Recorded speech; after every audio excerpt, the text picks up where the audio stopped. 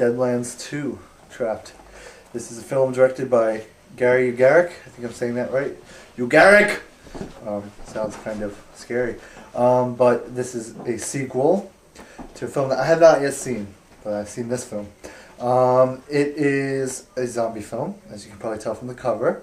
And it takes place in mainly a movie theater in a small town. And it is intriguing. And I received this film when I was at the horror convention, Saturday Nightmares, in Jersey City. I was given this DVD here by Jim Crut, which was really awesome of him to give it to me to review. He gave me a really nice signed photo as well, which I'll show you in a second. And he spoke to me at length about his experience here, how things, were going with him on the set, and what else he's been working on, all that kind of stuff. And he pulled this out, which was one of the things that he was selling to his fans. And I told him that I was all out of cash. I was broke, and even when I got there, what little I had was already blown to get in and see lots of famous people. So he was very gracious enough to give me this, and I told him I would be sure to do a review of it. So I could do a little help for him, hopefully, in this independent filmmaker here. So the things I enjoyed about the film that I would mention that would make you want to see it were, the cinematography. It was pretty good. The transitioning was good. The editing was good. My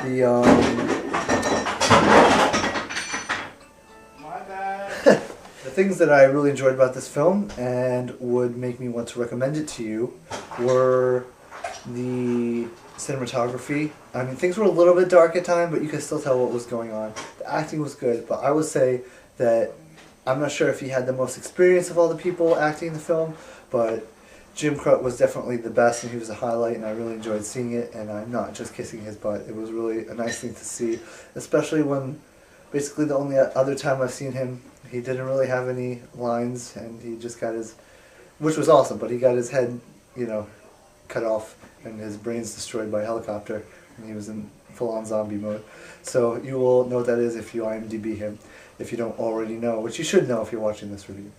But so, the only thing that had a little bit of problem in this film was some of the title cards, as they overlaid over the film. They just transitioned a little bit too fast, so it was hard to read everyone's name, but and see all the locations and time of when things were going down in the movie.